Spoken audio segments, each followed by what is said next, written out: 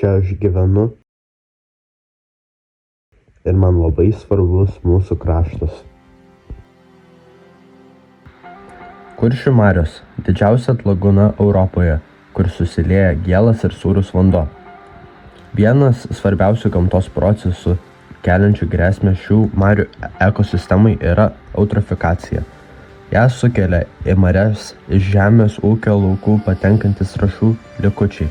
Maistinės medžiagos teršia vandenį ir mažina deguonies kiekį, o tai kenkia žuvims.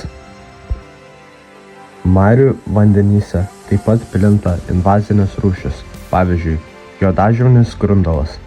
Norint apsaugoti šią ekosistemą, buvo pasirašyta Ramsaro konvencija, tarptautinis susitarimas dėl šlapynų apsaugos, apimantis ir Kuršių marias. Aukštumalės pelkė – seniausia aukštapelkė Europoje, garsėjant savo istoriniais tyrimais. Vokiečių botanikas Karlas Albertas Weberis pirmasis išsamiai ją ištyrė ir parašė pirmą pasaulyje pelkėtyros monografiją Vegetation und Entstehung des Hochmoors von Aukštumal.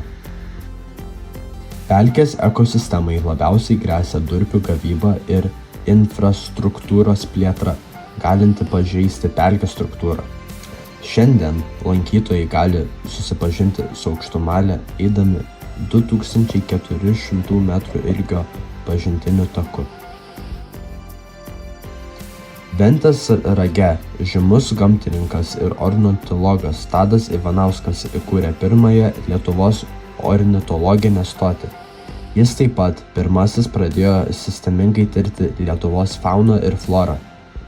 2024 metais Ventės rago stotyje buvo sužiedota net 100 000 paukščių, dažniausiai varnėnai.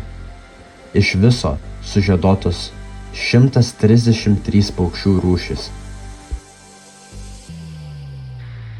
Kintų botaninio draustinio paskirtis – saugoti retas augalų rūšis, tarp jų baltijinė gegūnė.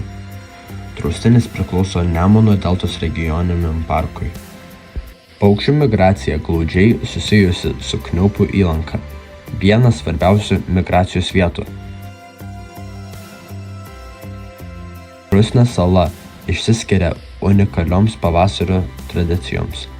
Per Šaktarpio šventę, kai laivai dar negali plaukti, o ledas jau per silpnas, vietos gyventojai pažymi šį ypatingą potvynio laikotarpį.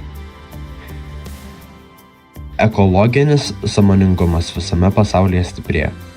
1970 metais amerikiečių senatorius Gaylordas Nelsonas inicijavo pirmąją Žemės dieną – pasaulinės aplinkos apsaugos akciją, kuri paskatino milijonų žmonių atkreipti dėmesį į gamtosaugos svarbą.